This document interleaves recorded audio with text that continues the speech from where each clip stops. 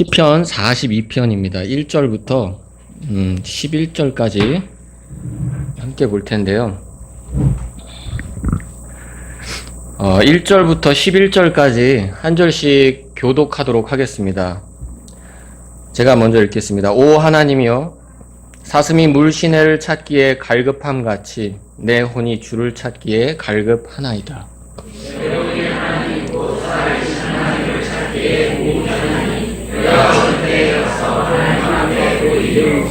그들이 계속해서 내게 말하기를 내 하나님이 어디 있느냐 하므로 내 눈물이 밤낮으로 내 음식이 되었도다.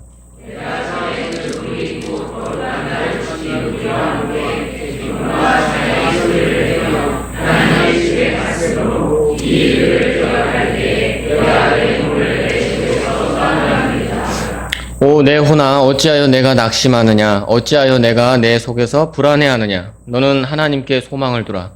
그분의 얼굴의 도우심으로 인하여 내가 여전히 그분을 찬양하리로다.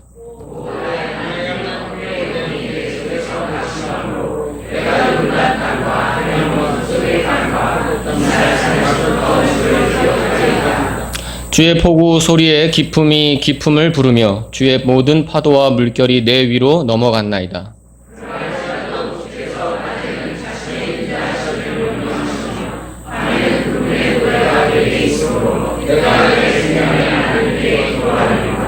내 반석이신 하나님께 내가 말하기를 주께서 어찌하여 나를 잊으셨나이까? 내가 어찌하여 원수의 학대로 인해 애곡하며 다니나이까 하리로다.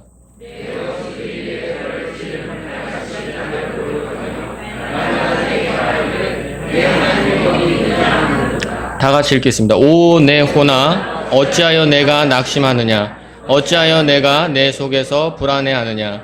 너는 하나님께 소망을 두라. 내 얼굴의 건강이시요 내 하나님이신 그분을 내가 여전히 찬양하리로다. 아멘.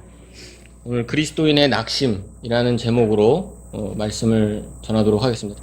오늘은 오전에는 은혜에 대해서 우리가 설교를 들었는데 오후에는 낙심에 대해서 좀 이야기를 해보겠습니다. 낙심.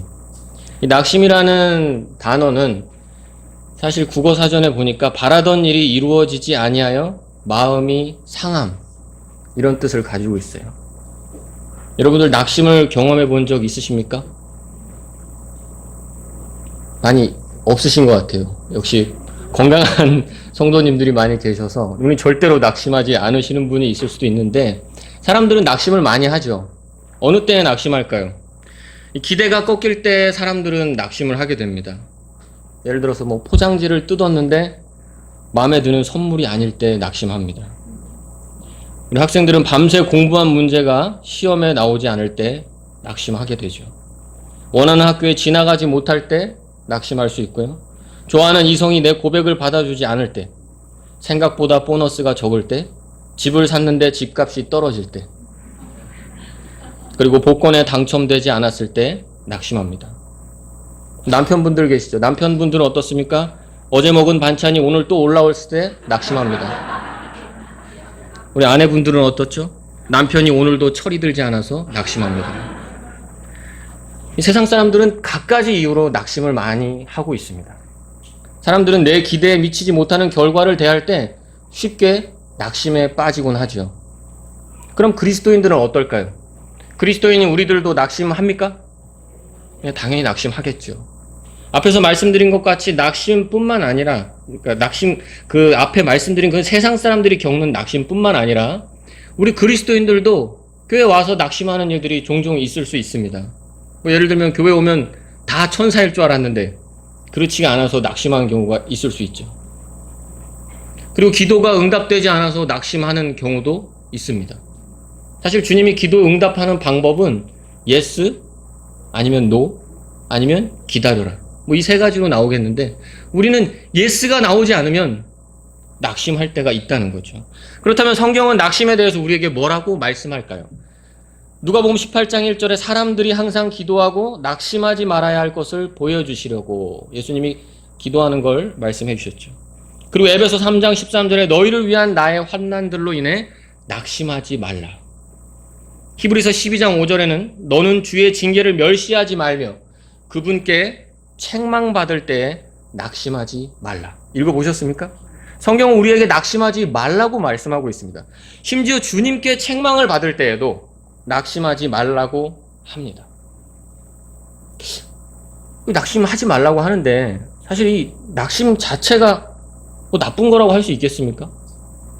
바라던 일이 이루어지지 않으면 당연히 사람인데 마음이 상할 수가 있겠죠. 내가 바라던 일이 안 됐을 때도 막 그냥 기분 좋고 막 이러면 오히려 이상하잖아요.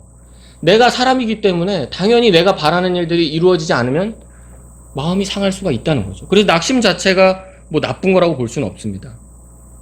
그렇다면 중요한 것은 내가 바라는 것이 무엇이냐죠. 그것이 중요한 겁니다. 우리는 무엇을 기대하고 무엇을 바라며 무엇을 위해 살아야 됩니까? 그리스도인은 무엇을 하든지 믿음으로 하라고 명령받고 있습니다. 믿으십니까? 그리고 우린 무엇을 하든지 하나님의 영광을 위해서 하라고 성경은 말씀합니다. 우리는 살든지 죽든지 주의 것이라고 성경은 우리에게 말씀합니다. 그런 사람들이 바로 우리 믿는 사람들 아닙니까? 맞죠? 자, 믿는 사람들이 예를 들어서 그리스도인이 복권 당첨이 되지 않아서 낙심한다고 하면 좀 어울리는 것 같습니까? 어울리나요? 나 이번 복권 안 됐어. 이런 것은 우리에게 어울리지 않습니다. 출세길이 막히고 집값이 오르지 않아서 낙심하는 것은 우리에게 어울리지 않는 말입니다. 왜냐하면 바라던 바가 안 될 때 낙심하는 것인데 그리스도인이 바라는 바가 고작 그런 거겠습니까? 물론 이왕 회사 다니면 승진도 하시고 이왕 공부하면 뭐 1등도 한번 해보고 또 이왕 집을 샀으면 집값이 오르면 좋죠. 뭐 그렇게 해서 하나님께 영광 돌리면 더 좋은 거죠.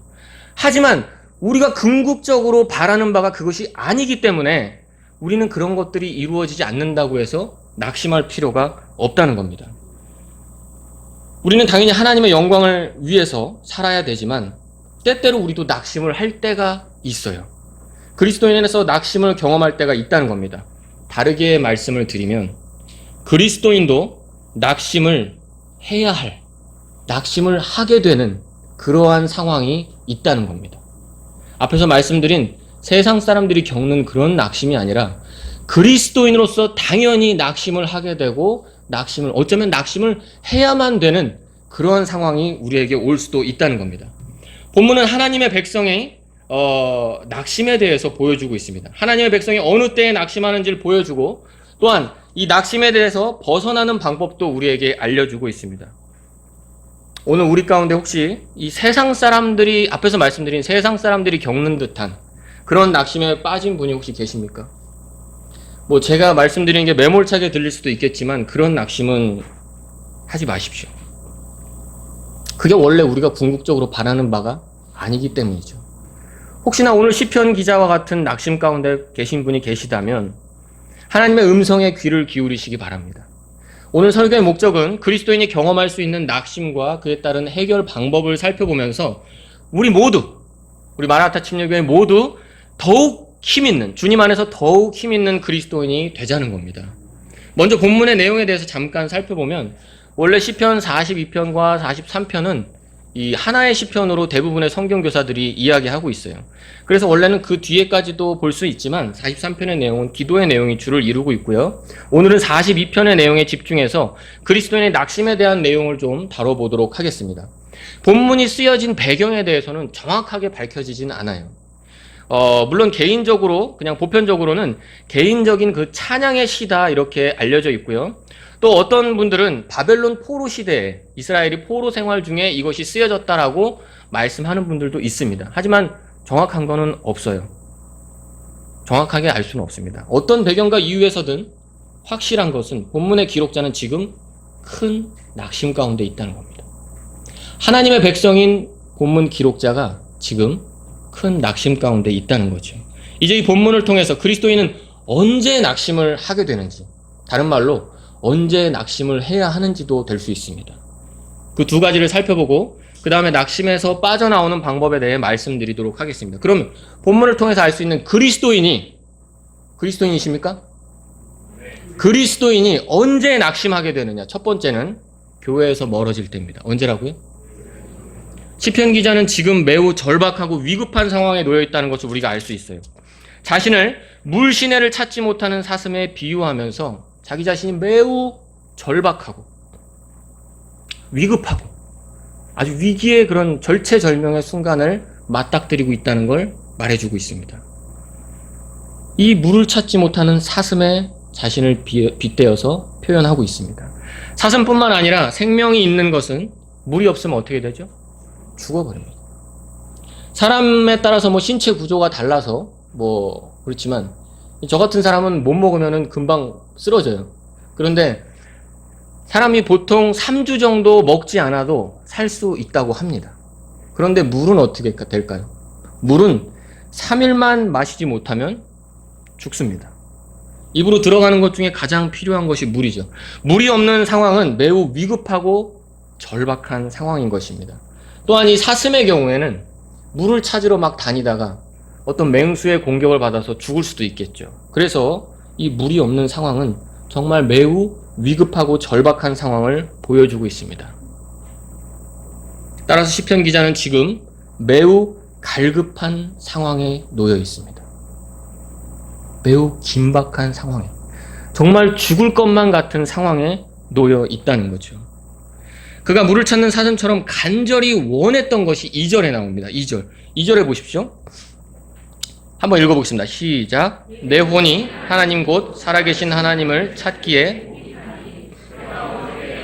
하나님 앞에 보이리요. 자, 2절에서 볼 수 있듯이 하나님 앞에 자신을 보이는 것이 지금 그에게 가장 절박한 필요였습니다. 하나님을 찾고 있는데 그 이유가 뭐냐? 하나님 앞에 자기 자신을 보여드리는 거예요. 자, 여기서 주목해 볼 게 뭐냐면 하나님을 찾는 것이 목표가 아니라 하나님 앞에 자기 자신을 보여드리는 게 이 사람의 절박한 원함이었다는 거죠. 자, 이스라엘 남자는 1년에 3번 자기 자신을 주님 앞에 보여야 했습니다. 지난주 수요일날 설교 들으셨죠? 네, 나오신 분은 들었을 겁니다. 명절에 자기 자신을 주님 앞에 보여드리는데 무교절, 그리고 오순절, 장막절 3번 주님 앞에 보여드리죠. 자, 출애굽기 34장 23절에 이것들을 이야기하고 있는데 이 당시에는 성전에 올라가서 명절을 지키며 하나님께 나아가서 자기 자신을 하나님께 보여드리며 경배를 했을 겁니다. 이것은 하나님의 백성인 이스라엘 사람에게 큰 특권이요 자랑이며 그들에게 크나큰 기쁨이었을 것입니다. 그러나 시편 기자는 지금 그럴 수 없는 상황에 처해 있어요. 하나님 앞에 나아가서 자기 자신을 보여드릴 수 없는 상황입니다. 이것이 뭐 앞에서 얘기한 것처럼 포로 생활인지 아니면 누구에게 뭐 어떤 억압을 받고 있는지 어떤 이유에서인지는 모르겠습니다. 하지만 그런 상황으로 인해서 지금 하나님 앞에 나아가지 못하는 상황으로 인해서 다른 이들에게 조롱까지 당하고 있습니다. 3절 읽어보십시오. 3절 시작. 내게 말하기를 내 하나님이 어디 있느냐 하므로 내 눈물이 밤낮으로 내 음식이 되었도다. 지금 시편 기자는 하나님 앞에 나아가서 자기 자신을 보여드릴 수 없는 그러한 상황으로 인해 다른 이들에게 조롱을 받고 있다고 합니다. 네 하나님이 어디 있냐? 그래서 시편 기자는 지금 눈물을 삼켜야 했습니다. 내 눈물이 음식이 되었다는 표현을 통해서 먹지도 마시지도 못하면서 그렇게 통곡하는 모습을 보여주고 있습니다. 시편 기자는 하나님의 백성들과 함께 성전에서 드렸던 찬양과 경배 그런 것들이 너무 그리웠어요. 4절을 보십시오. 내가 전에 그 무리 곧 거룩한 날을 지킨 무리와 함께 기쁨과 찬양의 소리를 내며 하나님의 집에 갔으므로 이 일들을 기억할 때에 내가 내 혼을 내 속에서 쏟아내는도다. 그에게는 이러한 기억이 있었어요. 하나님의 집에 가서 거룩한 백성들과 하나님께 경배드리며 찬양드리며 기쁨과 또 감격에 젖은 그러한 경험이 그에게는 있었다는 겁니다. 그런데 지금은 어떻습니까? 하나님 앞에 자기 자신을 보여드릴 수 없는 상황이 되었어요. 그렇기 때문에 그는 고통으로 인해 낙심이 되었습니다. 시편 기자는 성전 모임을 그리워하다 못해 먹지도 못하고 혼을 쏟아내는 고통 가운데 있습니다. 왜 그런 고통이 있었을까요? 지금은 자기가 하나님 앞에 올라갈 수 없다는 거죠. 성전 제사에 올라갈 수 없는 상황이기 때문에 그렇다는 겁니다. 오늘날 성전이 있습니까? 성전 없습니다. 성전 제사도 없죠. 더구나 우리는 유대인도 아닙니다. 교회가 성전을 대체한 것은 아니지만 하나님께서는 지금 신약시대 유대인과 이방인과 교회를 구분하시고 특별히 이 신약교회를 일컬어 하나님의 집이라고 디모데전서 3장 15절에 말씀하고 있습니다. 신약교회가 뭐라고요? 하나님의 집입니다.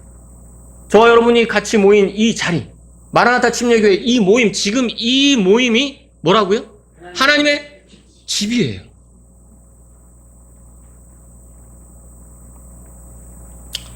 구약 성도들이 이 성전을 통해 하나님께 나아가고 하나님의 임재를 경험하며 하나님으로부터 복을 누렸듯이 오늘날 우리 신약교회 성도들은 이 교회를 통해 지금 이 모임을 통해 어떻게 하고 있습니까? 하나님께 나아가서 주님의 임재를 경험하고 하나님의 복을 누리고 있습니다. 우리는 어떤 상황에서 낙심을 해야 합니까? 시편 기자와 같이 하나님의 집에 가서 주님 앞에 나를 보여드리지 못할 때 애통하며 낙심했던 것처럼 여러분 혹시 교회에 나오지 못해서 애통하며 낙심했던 적 있으십니까? 오늘날 그리스도인이 낙심해야 할 상황은 바로 우리가 교회에서 멀어질 때입니다. 이 멀어진다는 것은 첫 번째로 단순하게 교회에 가지 못할 때겠죠. 당연히 건강한 그리스도인이라면 피치 못할 사정으로 교회에 못 오는 걸 겁니다.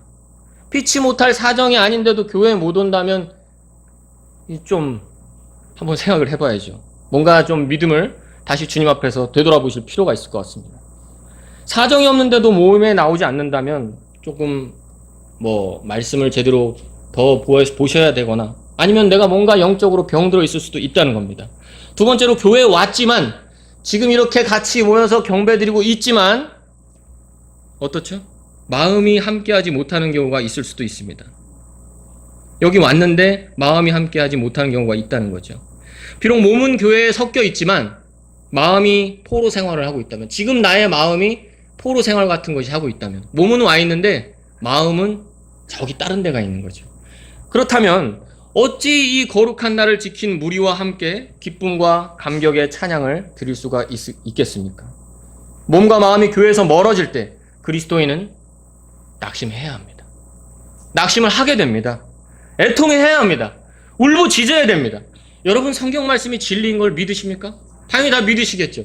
히브리서 10장 25절은 어떤 사람이 모이기를 패하려고 한다. 하지만 그날이 다가옴을 볼수록 너희는 어떻게 하러 갑니까? 오히려 모이기에 힘쓰라고 명령하고 있습니다.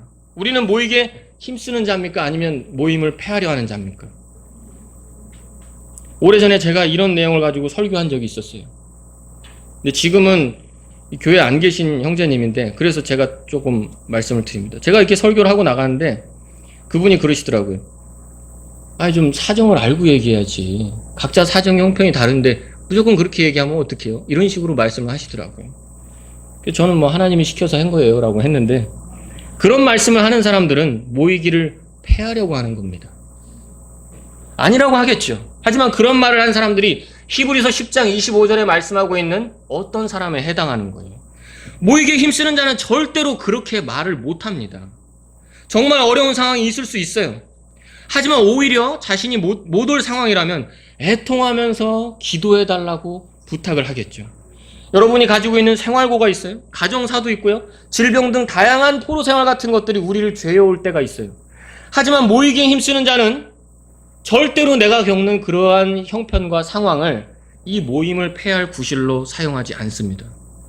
내 사정을 좀 알고나 얘기하세요. 이게 아니라 주님 내 형편에서 나를 좀 건져주십시오. 내가 지금 갈급해서 죽겠습니다. 아주 고통스러워서 눈물만 납니다.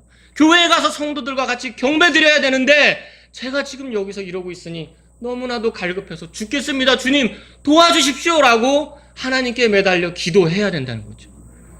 그리고 우리의 지체들에게도 기도 요청을 하셔야죠. 그렇게 하는 것이 정말 모이기에 힘쓰는 자입니다. 사실 알고 있습니다. 우리의 지체들 가운데는 격일로 일하시는 분도 있고요. 또는 때로는 멀리 가서 일을 해야 되기 때문에 장기간 동안 교회에 못 나오시는 분이 있을 수도 있습니다. 이런 말씀을 드린다고 하면은 그러면 직장을 그만둬야 되냐 이런 고민을 하실 수도 있겠죠. 저는 이 부분에 대해서 오늘 확실하게 좀 짚고 넘어갔으면 좋겠습니다. 고린도전서 7장을 한번 보세요. 잠깐 한번 보겠습니다. 7장 17절부터입니다. 제가 읽겠습니다. 오직 하나님께서 각 사람에게 나누어 주신 대로 주께서 각 사람을 부르신 대로 그는 걸을지니라. 내가 모든 교회에서 이같이 규정하노라. 어떤 사람이 할례 받은 상태에서 부르심을 받았느냐? 그는 무할례자가 되지 말라. 누가 무할례 상태에서 부르심을 받았느냐? 그는 할례를 받지 말라.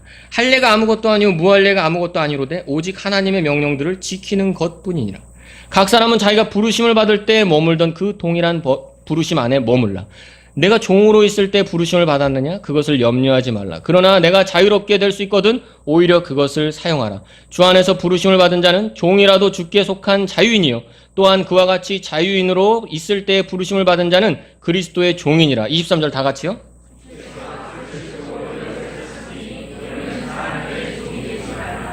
네, 여러분이 직장이 정말 격일로 일하거나 또는 때로 멀리 가서 일해야 되거나 또는 여러분이 믿지 않는 배우자로 인해서 교회에 못 올 수도 있습니다. 여러분이 여러 가지 가진 형편과 상황 때문에 교회에 못 나올 수도 있습니다. 하지만 그것을 억지로 바꾸려고 하는 것이 아니라 그 부르심 안에 머물면서 주님의 명령에 순종하면 됩니다. 그렇지만 우리가 결과적으로 명확하게 알아야 될 것은, 분명하게 생각할 건 뭐냐면 우리는 결코 세상의 종이 아니라는 겁니다. 여러분이 가진 그 어떤 형편과 상황도 여러분이 주님께 나오는 것을 완전히 억압해서 막을 수가 없는 거예요. 그렇기 때문에 우리는 마음으로 애통하면서 하나님께 나아가려고 더욱더 힘쓰는 것이 정확하게 그리스도인의 자세라는 것을 잊지 말아야 합니다. 여러분 열왕기 하 5장을 한번 보십시오. 열왕기 하 5장.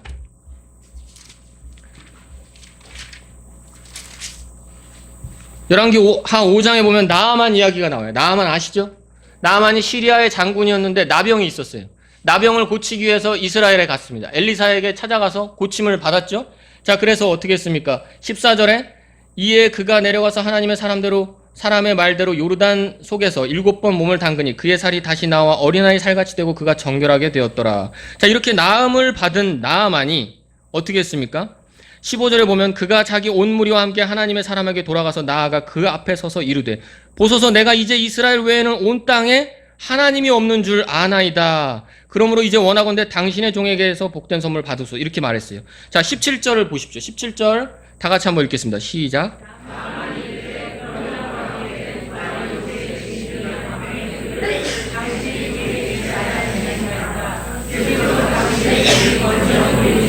희생물이든지 다른 신들에겐 드리지 아니하고 오직 주께만 드리려 하나이다. 18절도요. 이 일에서는 주께서 당신의 종을 용서하기 원하시나이다. 곧 내가 내 손에 의지하심으로 내가 림몬의 집에서 몸을 굽히오니 내가 림몬의 집에서 몸을 굽힐 때에 주께서 이 일에서 당신의 종을 용서하시기 원하나이다. 나아만은 이방인으로서, 그것도 왕의 총애를 받는 장군이었죠. 그 상태에서 하나님을 신뢰하게 되었습니다. 그럼 그가 어떻게 해야 될까요? 직업을 다 버렸습니까? 그가 이스라엘로 국적을 옮겼습니까? 다시 돌아갔어요. 그런데 그가 뭘 했는지 보십시오. 2마리의 노새에 짐이 될 만큼의 흙을 달라고 했어요. 그리고 림몬의 집에 들어갈 때 왕이 자기 손을 의지하는데 그것만 좀 용서해 주십시오. 그랬더니 엘리사가 뭐랬죠? 평안히 가라 라고 했습니다. 여러분, 진짜 진정한 그리스도인은요, 비록 여러분이 직장 때문에, 형편 때문에 못 올 수도 있습니다. 하지만 그걸로 주저앉지 않습니다. 그걸 당연히 여기지 않습니다. 나아만이 낙이 2마리에게 흙을 담아갔던 것처럼 여러분에게 그 흙이 있습니까? 여러분이 어떤 상황에 가든, 어떤 직업을 갖든, 어떤 형편에 놓이든 하나님을 항상 기억하면서, 주님의 백성을 기억하면서, 하나님의 땅을 기억하면서, 사모하면서 그분께 계속 나아가고 싶은 그러한 열망과 사모함이 있냐는 거죠. 우리에게 필요한 건 이겁니다. 지금 당장 직장을 때려칠 수는 없고, 지금 당장 나의 믿지 않는 배우자와 갈라설 수는 없지만, 우리의 마음이 정말 하나님 앞에 고정되어 있느냐, 정말로 모이기에 힘쓰는 자라면 그 마음이 있다는 겁니다. 그리스도인은 이렇게 되지 못할 때 낙심을 하게 되죠. 주님의 성도가 교회에 모여서 경배드리지 못할 때 애통하며 눈물로 부르짖고 주님 앞에 혼을 쏟아 놓아야 합니다. 왜냐하면 우리가 있어야 할 자리가 어디입니까? 바로 이 자리입니다. 우리가 있어야 될 자리가 바로 여기예요. 우리가 여기 모여서 하나님께 경배드리고 하나님께 영광 돌리고 하나님의 백성들과 함께 기쁨을 누리게 하시려고, 또 우리가 같이 섬기면서 그리스도를 드러내고 주님을 닮아가면서 주님을 소망하고 살으라고. 우리가 그래서 여기 있으라고 구원받은 거 아닙니까? 이 뜻을 따라서 우리가 구원받지 않았습니까? 우리는 이런 상황에 낙심을 해야 됩니다. 우리가 여기 오지 못할 때, 우리가 마땅히 있어야 할 곳에 있지 못하는 상황이 올 때 우리는 낙심을 해야 합니다. 다른 일에 낙심을 하지 말고 이런 일이 생길 때 낙심을 해야 합니다. 그리고 그 낙심이 될 때 주님께 부르짖으십시오. 진짜 목이 타서 죽을 것 같은데 가만히 있을 수 있겠습니까? 정말 내가 목이 타서 죽을 것 같은데 가만히 아무 일 없이 지낼 수 있겠습니까? 정말 그리스도인에게 이러한 상황은 주님께 부르짖고 애통해야 할 그런 상황인 것입니다. 두 번째입니다. 그리스도인은 언제 낙심하게 되느냐? 두 번째는 주님에게서 멀어질 때입니다. 언제라고요? 주님에게서 멀어질 때. 시편 기자는 5절 내용을 통해서 내용을 전환시켜요. 한번 전환시키면서 또 자신의 그 기억을 떠올려 보려고 하고 있습니다. 사실 지금의 상황은 매우 갈급했지만 지금 물을 찾지 못하는 가뭄과 대조되는 하나님의 은혜와 그 풍부했던 것들을 그는 가지고 있어요. 기억을. 그래서 그걸 떠올려 보려고 했다는 거죠. 그러면서 지금의 상황은, 그러니까 시편 기자가 지금 이야기하는 건 그겁니다. 아, 내가 어쩌다 이렇게 됐나? 아, 낙심이 된다. 그러나 힘을 내야지 하고 나서 그래, 다시 주님을 기억해보자 라고 떠올려 봅니다. 그런데 주님을 떠올려 보려고 하는데 9절을 한번 보겠습니다. 어떤 상황이 되었습니까? 9절 다 같이 읽겠습니다. 시작.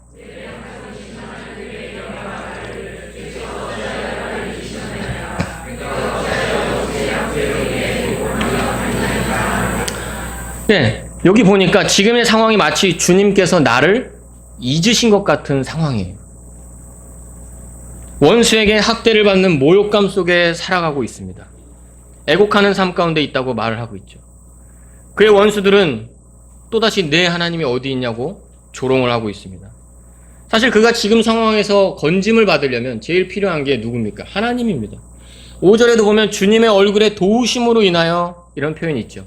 하나님의 얼굴에 도우심이 있으면 그는 건짐받을 수가 있습니다. 그런데 지금 그 얼굴이 보이는 거예요? 안 보이는 거예요? 안 보여요. 주님이 보이지 않는 상황이에요. 그에게 가장 필요한 것이 주님의 얼굴인데 주님의 얼굴이 보이지 않는 상황이 되었습니다. 그는 지금 하나님에게서 멀어진 것 같은 느낌이에요. 나의 도움은 주님인데 안 보이는 상황. 그래서 원수들이 나를 조롱합니다. 네 하나님 어디 있냐? 네 하나님 진짜 계시냐? 너 하나님, 너 돕는 거 맞냐? 여러분의 주님은 지금 어디 계십니까? 안에 계십니까? 우리 안에 계십니까? 아시겠지만 주님은 어디나 계시죠? 우리 안에도 계시고 다 계세요. 우리가 느끼지 못하는 것뿐입니다. 하나님께서는 특히 자기 자신을 부르는 자들에게 가까이 계신다고 시편 145편 18절에 말씀하셨습니다. 그런데 지금은 주님이 보이지 않는 상황이 되었어요. 우리도 주님이 안 보일 때가 있습니다. 여러분도 주님이 안 보이고 주님 어디 계십니까? 라는 탄식이 나올 때를 경험해 보신 적이 있으십니까? 우리도 살다 보면 그럴 때가 있다는 거죠. 주님이 멀게 느껴질 때가 있습니다. 주님이 안 보일 때 사람들은 어떤 태도를 취합니까? 두 가지 반응으로 나오죠. 하나는 주님이 안 보이는 것 같으니까 간이 부어서 더 대담하게 삐뚤어지는 거죠. 믿지 않는 사람들이 대부분 그렇죠. 하나님이 어디 계셔? 내 멋대로 더 방종을 하면서 살아간다는 거죠. 그런데 믿는 그리스도인은 어떻습니까? 주님이 안 보이시면 어떻죠? 아주 불안해하겠죠. 초조하겠죠. 막 안절부절 못하는 것이 정상적인 그리스도인일 것입니다. 정상적인 그리스도인이라면 주님이 안 보일 때 불안해야죠. 주님으로부터 멀어져서 세상과 육신에 가까운 삶을 살게 될 때 우리는 원수들로부터 조롱받는 그런 삶이 시작될 수가 있습니다. 여러분이 주님으로부터 멀어진 순간을 기억하기 싫지만 한번 생각해 보십시오. 마귀가 속삭이는 것들을 들어본 적 있으십니까? 네가 그리고도 그리스도이냐?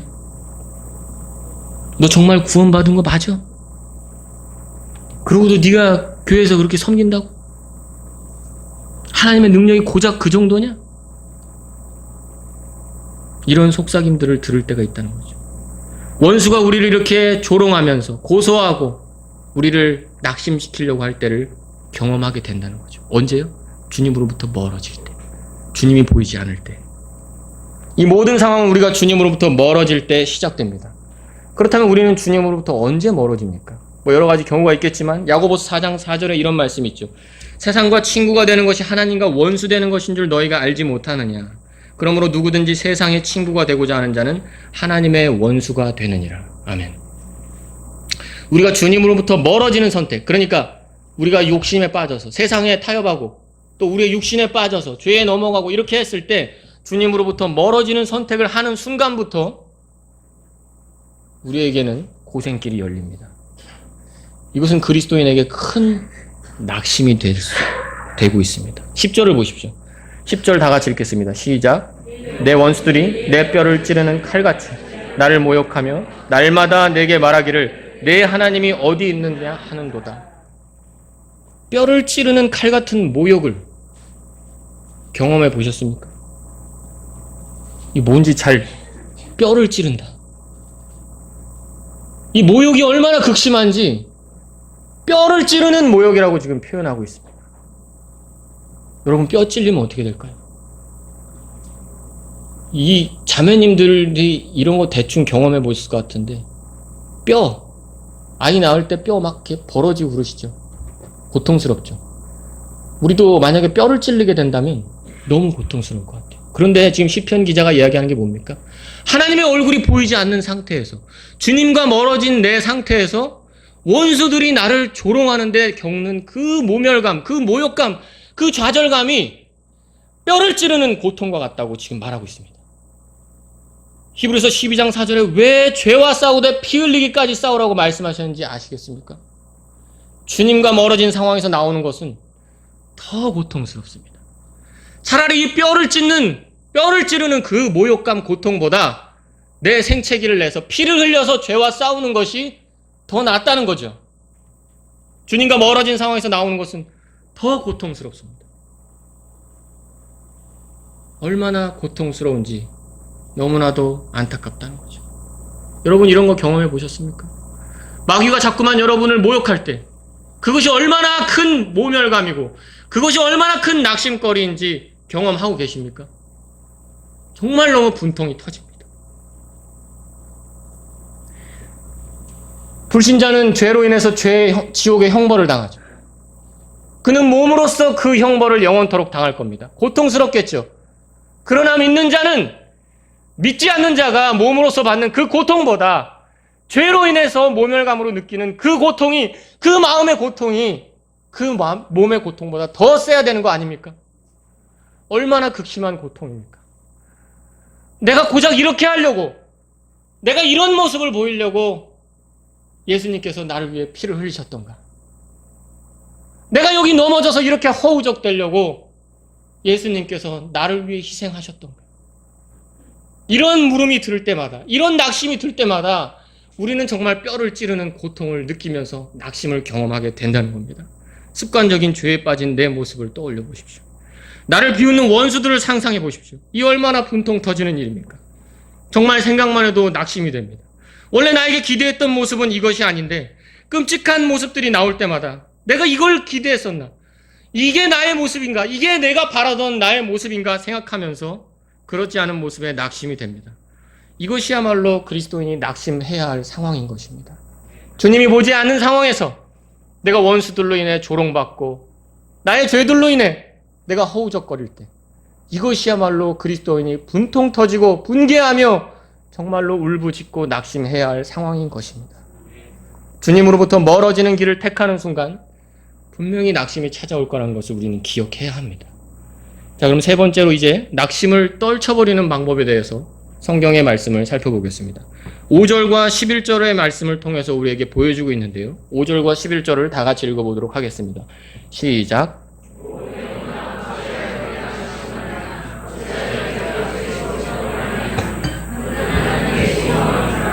그분의 얼굴의 도우심으로 인하여 내가 여전히 그분을 찬양하리로다. 11절이요. 오 네오나 어찌하여 내가 낙심하느냐? 어찌하여 내가 내 속에서 불안해하느냐? 너는 하나님께 소망을 두라. 내 얼굴의 건강이시요 내 하나님이신 그분을 내가 여전히 찬양하리로다. 아멘. 자, 낙심에서 우리 그리스도인이 낙심에 빠지는 경우가 두 가지 있다고 말씀을 드렸습니다. 그런 상황에 빠지면 낙심을 하는 게 정상적이겠죠. 자, 그런데 그 낙심에서 이제 빠져나오는 방법도 주님께서 긍휼하게 은혜로 또 알려주고 계십니다. 첫 번째는 주님만 바라보라는 겁니다. 뭐라고요? 주님만 바라보라. 시편 기자는 지금 낙심의 상황에서 스스로에게 말하고 있는 거예요. 분명히 하나님의 사람으로서 낙심할 만한 상황에 빠져서 그렇게 되어 있는 건 맞지만 어찌해서 낙심하고 불안해하느냐고 지금 말해주고 있습니다. 그러면서 첫 번째로 말하는 것이 하나님께 소망을 두라는 겁니다. 절망을 끝내는 방법은 바로 소망을 갖는 것입니다. 소망이 없을 때 사람들은 좌절하고 낙심을 하게 됩니다. 그러나 하나님의 사람은 어떠한 낙심도 이겨낼 수 있는 소망이 있는데요. 그 소망은 바로 우리 주 하나님이십니다. 하나님께서 여러분의 소망이 되십니까? 하나님 한 분만으로 능히 빠져나올 소망이 우리에게 되십니다. 아니, 오히려 이기고도 남게 할 그러한 소망이 바로 우리 하나님이십니다. 하나님께 소망을 둬야 됩니다. 다른 어떤 것도 우리를 도울 수가 없습니다. 오직 하나님만이 우리의 소망이시고 그분만이 우리를 낙심에서 건지실 수가 있습니다. 그리스도인 여러분, 지금 낙심 가운데 있습니까? 하나님께 소망을 두십시오. 주께 소망을 둔 모든 자들아, 너희는 크게 용기를 내라. 그분께서 너희 마음을 강하게 하시리로다. 시편 31편 23절에 말씀합니다. 38편 15절에 오 주여 내가 주께 소망을 두었사오니 오 주 내 하나님이여 주께서 들으시리이다. 시편 146편 5절에 야곱의 하나님을 자기의 도움으로 삼으며 주 자기 하나님께 소망을 두는 자는 행복하도다. 여러분, 하나님께 소망을 두십시오. 하나님께 소망을 두시겠습니까? 너무 낙심되어 용기가 나지 않는 상황에서 주님과 멀어져서 주님이 내 기도를 듣지 않는 것 같고 주님의 얼굴이 보이지 않고 주님이 내 기도에 귀를 닫으신 것 같은 그런 상황에 너무나 낙심되는 상황에서 기쁨이 사라졌다 할지라도 하나님께 소망을 두십시오. 그것이 낙심을 떨쳐버릴 수 있는 첫 번째 방법입니다. 왜 하나님께 소망을 둬야 됩니까? 왜 하나님을 바라야 됩니까? 앞에서 말씀드렸죠. 낙심은 바라는 일이 이루어지지 않았을 때 사는 상심이라고 했습니다. 바라는 일이 이루어지지 않았을 때. 세상 것들을 바라다가 낙심하는 것 그만해야죠. 그러나 성도인 우리들이 성도로서의 내 모습도 당연한 것을 하지 못할 때 낙심할 때가 있어요. 앞에서 말씀드렸잖아요. 내가 이렇게 하려고 했는가. 내 모습 때문에 낙심이 될 수가 있어요. 내가 당연히 주님을 믿는데 이렇게 거룩한 삶으로, 예수님 닮은 삶으로 내가 이렇게 살고자 하는 모습이 내가 바라던 바인데 그렇게 되지 않을 때가 많이 있다는 거죠. 그래서 낙심을 하죠. 세상 일이나 나 자신에 대해서 바라는 것은 반드시 낙심할 때가 있어요. 왜요? 다 불완전하거든요.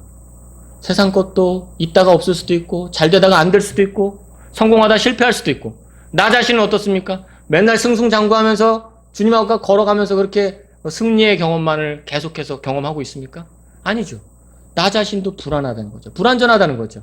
하지만 하나님께 소망을 두는 것, 즉 그분을 바라는 것에는 결코 실패가 없습니다. 왜냐하면 하나님께서는 결코 실패하지 않은 분이시기 때문입니다. 하나님께서 우리를 도우신다? 그러면 반드시 도우십니다.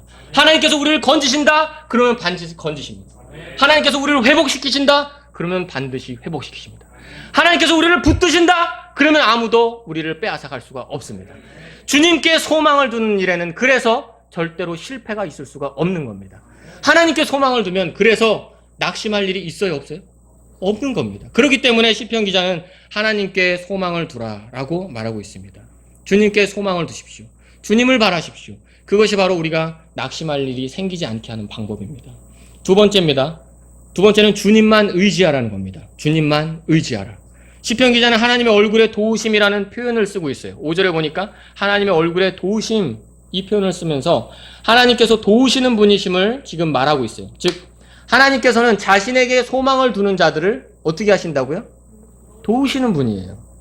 그는 지금 이 상황에서 자신을 도울 수 있는 분은 하나님밖에 없다고 지금 말씀을 하고 있습니다. 어떤 일에서든 우리는 바라던 바와 다른 결과를 볼 때 낙심한다고 했는데 여러분이 어떤 종류의 낙심을 하든지 하나님께 도움을 구하십시오. 다른 누구에게 도움을 구하는 것이 아니라 하나님께 도움을 구하십시오.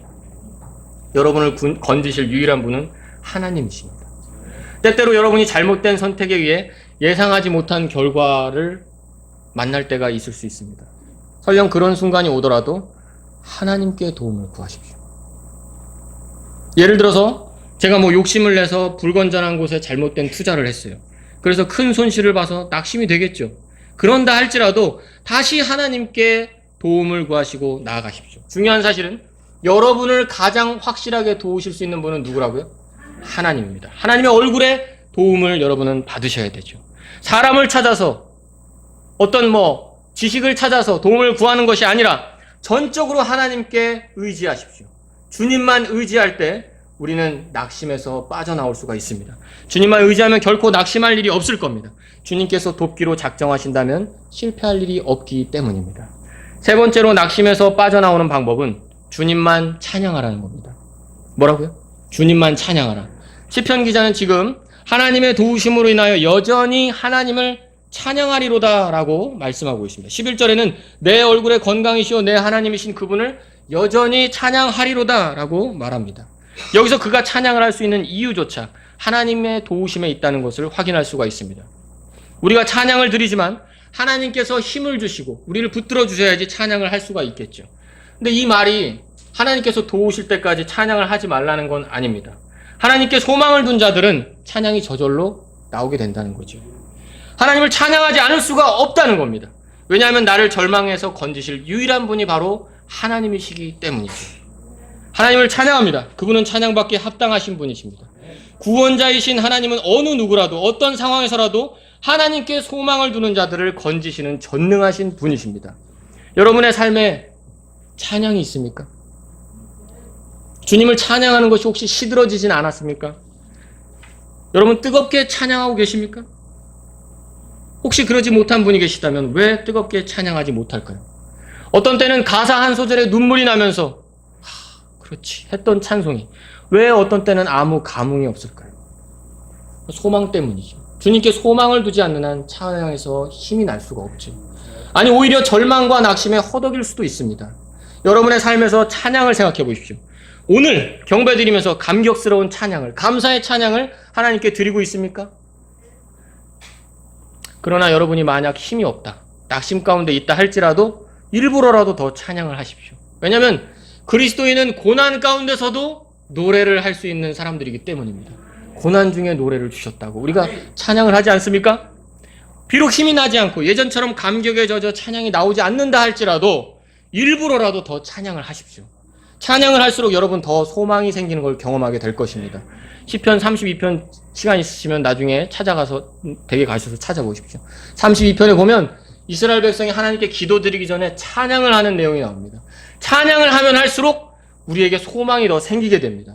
결론적으로 하나님을 찬양하는 것은 어느 때고 필요한 것인데 특별히 여러분들이 낙심 가운데 빠졌을 때 어떻게 하라고요? 더더욱더 하나님을 찬양하십시오. 저는 오늘 말씀을 통해서 그리스도인은 언제 낙심하는가 그리고 어떻게 빠져나오는가를 설명해 드렸습니다. 자, 이제 이 말씀을 통해서 우리가 얻을 수 있는 적용점, 교훈을 세 가지 살펴보고 말씀을 정리하도록 하겠습니다. 그리스도인 여러분, 첫 번째로는 그리스도인이요, 당당하게 사십시오. 뭐라고요? 당당하게 사십시오. 오늘 말씀을 통해 두 가지 사유 외에는 낙심할 필요가 없다는 걸 생각해 봤습니다. 그러나 그 두 가지 사유 또한 낙심할 필요가 없죠. 그러면 따라서 그리스도인은 어떤 상황에도 낙심할 필요가 없는 거 맞습니까? 우리는 어떤 상황에도 낙심할 필요가 없는 사람들 맞습니까? 맞죠. 왜냐하면 우리를 도우시는 하나님이 계시기 때문이죠. 그리스도인은 어떤 상황에서도 주님께 소망을 두고 매달린다면 주님의 끝없는 긍휼과 은혜를 또 그분의 도움을 경험하게 될 것입니다. 제발 그리스도인 여러분, 당부드립니다. 어깨를 축 늘어뜨리고 힘없게 살지 마십시오. 당당하게 사십시오. 코를 축 늘어뜨린 채로 신앙생활을 하지 맙시다. 왜 무기력합니까? 왜 힘이 없습니까? 왜 우울합니까? 왜 답답합니까? 왜 땅만 쳐다보고 살고 있습니까? 왜 낙심합니까? 제발 그리스도인 여러분, 어디서든 주님으로 인해 당당하시길 바랍니다. 분명히 제가 주님으로 인해 당당하자고 말씀드렸습니다. 이 뻔뻔한 거하고 당당한 건 다르죠? 그래서 그리스도인은 어디서든지 열심히 해야 돼요. 우리는 뭐 때문에 삽니까? 하나님의 영광을 위해 사는 거 맞습니까? 여러분이 공부를 할 때도 하나님의 영광을 위해, 회사 생활할 때도 하나님의 영광을 위해, 우리가 뭐 어디에서 무엇을 하든 하나님의 영광을 위해서 해야 됩니다. 학생 여러분, 공부 정말 열심히 하십시오. 남보다 더 열심히 하십시오. 우리 직장인, 청년, 형제자매 여러분, 직장생활 열심히 하십시오. 누구에게든 모범적이고 또 인정받고 누구에게든 저 사람은 정말 잘하는 사람이야 라는 소리를 듣도록 열심히 하십시오. 비록 우리가 전교 1등을 못할 수도 있습니다. 뭐 다 그런 거 아니죠. 비록 우리가 다 승승장구하고 다 승진하는 거 아닙니다. 하는 일마다 다 잘 되는 건 아닙니다. 하지만 우리가 무엇을 위해서 한다고 했습니까? 하나님의 영광을 위해서 그 일을 하기 때문에 우리는 어떻게 해야 됩니까? 하나님의 영광을 위해서 하는 거기 때문에 그 일이 안 된다고 해서 우리가 낙심할 필요가 있습니까? 없어요. 하나님의 영광을 위해서 내가 한 것이 맞다면 그것으로 인해 감사하고 기쁘고 또 주님께 영광을 돌린 게 되겠죠. 그래서 우리는 어떤 상황에도 낙심할 필요가 없고 당당하게 살 필요가 있는 겁니다. 제발 어떤 일들이 있다고 해서 그것이 때로는 세상 일뿐만 아니라 나 자신의 어떤 연약함일 수도 있어요. 그런 것이라 할지라도 어깨를 축 늘어뜨리고 코를 쭉 길게 빼고 그렇게 살지 않길 바랍니다. 그리스도인 여러분, 당당하게 살아야 됩니다. 우리 그리스도인은 당당하게 살아야 됩니다. 여러분, 당당하게 살 수 있겠습니까? 이게 정말 좋은 얘기인데 당당하게 사셔야 됩니다. 아시겠죠? 자, 두 번째, 그리스도인 여러분, 용기를 내셔야 됩니다. 뭐라고요? 용기를 내십시오. 혹시 물이 없는 사슴과 같은 방황을 지속하고 있습니까? 무엇인가 겁이 나서 물을 찾아 달려가지 못하고 있지는 않습니까? 대체 그리스도인이 무엇 때문에 주저해야 합니까? 지금 당장 일어나서 물을 찾아 뛰어가야 됩니다. 여러분이 그렇게 갈급한 상황이라면 주저하고 앉아있지 마십시오. 지금 일어나서 뛰어가야 됩니다. 여러분의 마음이 지금 혹시 이 자리에 와 있지 않다면 지금 빨리 뛰어서 이쪽으로 오셔야 됩니다. 당장 일어나서 물을 찾아 뛰어가십시오. 우리의 삶에 낙심될 상황이 딱 한 번만 오겠습니까? 그러면 좋겠지만 계속 반복해서 오겠죠. 그때마다 낙심할 때마다 주저앉고 낙심할 때마다 어깨 축 늘어뜨리고 낙심할 때마다 막 누워서 허둥대고 이렇게 해야 되겠습니까? 넘어진 김에 쉬어간다고 우리가 그렇게 자빠져서 뒹굴어야 되겠습니까? 제가 하는 가장 큰 착각 중에 하나가 뭐냐면, 사람들이 하는 착각 중에 하나가 시간을 계산하지 못하는 거예요. 시간이 많이 남아있는 줄로 착각한다는 거죠. 구원받기를 미루는 사람들도 그렇죠. 그리스도인들도 마찬가지예요. 우리가 시간이 많이 남은 줄로 착각할 때가 저에게도 많이 있습니다. 다음에 할 수 있을 것 같은 착각 속에 살 때가 있다는 거죠. 지금 우리가 살고 있는 이 시절을 생각해 보십시오. 여러분, 우리가 지금 어떤 시대에 살고 있습니까? 우리는 지금 마지막 때에 살고 있습니다. 이제 곧 우리 주 예수 그리스도께서 오실 겁니다. 믿으십니까? 이제 곧 오세요. 지금은 마치 축구 90분을 다 뛰고 나서 추가 시간 주어진 그런 3분과 같은 시절과 같습니다. 이제 곧 휘슬이 울리고 끝나겠죠. 다 끝났어요. 이미 승패는 결정됐습니다. 스코어는 한 5대 0쯤으로 생각해 보겠습니다. 우리 주 예수님께서 이미 완전한 승리를 이루셨습니다. 믿으십니까? 우리는 지금 그러한 시절을 살고 있는데 이렇게 다 끝난 시절이다. 이제 곧 끝난다고 해서 경기가 뒤집힐 일이 전혀 없다고 해서 우리가 볼을 돌리고 시간을 때우고 누워서 허둥지둥 이게 마사지하고 쥐도 풀고 이런 식으로 있어서 되겠습니까? 한 골이라도 더 넣어야죠. 우리는 지금 그런 시절을 살고 있습니다. 이제 곧 끝인데 대충 하겠다는 생각은 그 자신을 시상대에서 부끄럽게 만들 것입니다. 전반전이었으면 바로 교체당했겠죠. 제일 안타까운 것이, 저도 경험을 해봤지만 제 자신에게 그런 제 모습이 제일 안타깝더라고요. 어떤 것이냐?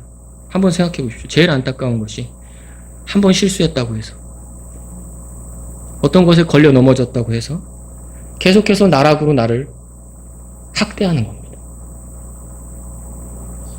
그냥 좀 더 누워있어. 조금 더 시간이 필요해. 그것은 온당치 않습니다. 그리스도인 여러분, 지금 일어나십시오. 지금 용기를 내십시오. 여러분이 어떤 상황에서 허우적대든지 어떤 낙심 가운데 있든지 간에 지금 일어나십시오. 지금 일어나시면, 주님께 바로 소망을 둔다면 즉시로 용기를 내서 일어나야 됩니다. 지금 주님의 손을 붙잡으십시오. 베드로를 즉시 건지신 주님께서 에베소 5장 16절에 뭐라고 말씀합니까? 시간을 되찾으라. 날들이 악하니라. 지금 우리는 매우 악한 세대에 살고 있어요. 시간을 되찾아야 됩니다. 우리에겐 시간이 없어요. 어깨를 축 늘어뜨리고 가만히 앉아서 그렇게 시간을 보낼 만한 시간이 없습니다. 다시 일어나서 더 힘있게 주님을 섬기고 더 주님 앞에 나아가고 주님께 다시 마음을 고정하고 계속해서 일어나는 것이 우리에게 필요합니다. 그렇기 때문에 여러분 용기를 내십시오. 제발 그렇게 주저앉아 있으면 안 됩니다. 낙심에서 탈출하는 것은 오랜 시간이 필요하지 않습니다. 왜냐하면 구주하시는 분이 우리 주 하나님이시기 때문입니다. 마지막으로 세 번째입니다. 그리스도인 여러분, 기억해야 합니다. 기억하십시오. 뭘 기억해야 될까요? 오늘 말씀에서도 시편 기자는 자신이 경험했던 기억들을 떠올라 더욱 힘들어했습니다. 이 기억이 있기 때문에 더 힘들었다는 거예요. 이 기억이 있기 때문에 더 애통했다는 거죠. 왜 지금은 그러지 못하는지 기쁨, 아픔이 있었습니다. 세상 어떤 것과도 비교할 수 없는 주님 안에서의 행복한 순간들이 있었기 때문에 지금의 상황이 낙심이 되었던 거죠. 그리스도인이라면 누구나 다 이런 기억을 가지고 있을 거예요. 여러분 진정한 그리스도인이시라면 다 이런 기억이 있습니다. 어떤 기억입니까? 구원의 기쁨, 경배의 감격, 말씀의 은혜, 기도의 응답의 놀라움, 이런 경험들 가지고 계십니까? 가지고 계십니까? 그리스도인이라면 당연히 이런 경험이 있습니다. 없다면 말이 안 되죠. 다른 시편에 기록된 것처럼 주의 집의 아름다움을 경험해 본 적이 있습니까? 이 경배의 자리에 와서 하나님의 집에 와서 경배를 드릴 때 이 성도님들 찬양하는 모습, 이 성도님들 간증하는 모습, 주님을 섬기는 모습들 보십시오. 감격스럽지 않으십니까? 얼마나 하나님의 능력이, 얼마나 하나님의 은혜가, 얼마나 하나님의 긍휼이 크고 위대하시길래 이렇게 될 수가 있을까? 우리는 모두 이런 경험을 가지고 있을 겁니다. 다윗은 왜 구원의 기쁨을 회복시켜달라고 기도했을까요? 기억이 있었기 때문입니다. 그런 기쁨을 누렸던 기억이 있었기 때문입니다. 그리스도인은 세상이 추구하는 다른 참된 기쁨의 경험을, 세상이 추구하는 것과는 다른 참된 기쁨을 가지고 있는 사람들입니다. 복권 당첨과 같은 막연한 기대를 가진 것이 아니라 우리에게는 확실한 증거를 가지고 있는 사람들이 바로 그리스도인입니다. 우리는 하나님으로 인해서 확실한 증거를 갖고 있고 내가 충분히 기뻐하고 은혜를 누릴 만한 것들을 가지고 있는 사람들입니다. 막연한 걸 기대하는 사람들이 아니에요. 그래서 우리는 기억해야 됩니다. 경험이 있기 때문에 기억해야 됩니다. 늘 잊지 않고 그 기억을 떠올려 보십시오. 여러분이 주님 안에서 경험했던 감격스러운 순간들을 매일 떠올려 보십시오. 최근에 말씀을 듣고 기뻐했던 것이 언제입니까? 찬송을 부르며 감격에 젖었던 것이 언제입니까? 기도 응답을 받았던 것이 언제입니까? 오늘 한번 기억해 보십시오. 잘 한번 생각해 보면 지금 내가 어디에 있으며 무엇을 해야 할지 결정할 수 있을 겁니다. 사랑하는 성도 여러분, 우리가 낙심할 상황이 우리에게 올 수 있습니다. 앞에서 말씀드린 그리스도인도 이러한 상황에 낙심을 하게 됩니다. 하지만 결론적으로 우리에게 낙심은 어울리지 않습니다. 그리스도인의 낙심 어울리지 않습니다. 낙심의 순간에 우리가 할 것은 주님께 소망을 두고 다시 일어서는 겁니다. 지금 낙심 가운데 있거나 또는 우리가 앞으로 또 낙심을 경험할 수도 있겠지요. 하지만 그럴 때마다 주님께 소망을 두고 즉시로 힘을 내는, 그냥 조금 있다가 힘내는 게 아니라 주님께 소망을 두는 즉시로 힘을 내는 저와 여러분들이 다 되시길 원합니다. 그래서 우리 마라나타 침례교회가 건강한 그런 힘 있는 그리스도인들이 다 되시길 주님의 이름으로 간절히 소망합니다. 다 같이 일어서시겠습니다. 오늘 말씀을 생각하면서 하나님께 나아가겠습니다. 혹시 여러분 가운데 뭔가 기대했던 것이 잘 이루어지지 않아서 지금 낙심하고 있지 않습니까? 내가 바라던 대로 되지 않아서. 사실 우리가 바라야 될 것은 주님이셨습니다. 오늘 이 시간 주님, 제가 주님 바라보기를 원합니다. 제가 세상에서 내 기대, 내 원함 이런 것들을 쫓다가 마음이 지금 무너지고 있습니다. 제가 하나님께 소망을 두고 주님만 바라기를 원합니다. 이런 분들이 있다면 이 시간 주님 앞에 나아가십시오. 여러분 이 시간에 혹시 여러분이 실패해서 이렇게 힘들어하지 않습니까? 그런데 오늘 말씀에서 뭘 들었습니까? 실패한 것으로 계속 힘들어하며 시간을 보내는 거 너무 아까운 일입니다. 우리의 날들이 그렇게 오래 남아있지 않습니다. 주님이 오실 수 있고 우리의 삶은 언제든지 끝날 수 있습니다. 우리가 실패한 것을 마음에 힘들어하면서 세월을 보내고 뒹굴고 있고 낙담 가운데 있다는 것은 정말 주님이 주신 소중한 날들을 그것으로 인해 더 크게 날려버리는 일이 되는 거죠. 그게 아니라 오늘 이 말씀 생각해서 지금 당장 용기를 내서 주님을 위해 살고자 한다면 이 시간 주님 앞에 나아가십시오. 또 여러분 가운데 내가 누렸던 좋은 것들을 떠올리면서 그 복된 순간들을 떠올리면서 하나님께 그때를 내가 알고 있으니 주님 다시 그런 때로 되돌려달라고 요청하실 분이 있다면 이 시간 주님 앞에 나아가십시오. 오늘 말씀을 생각하면서 주님 앞에 나아가시면 좋겠습니다.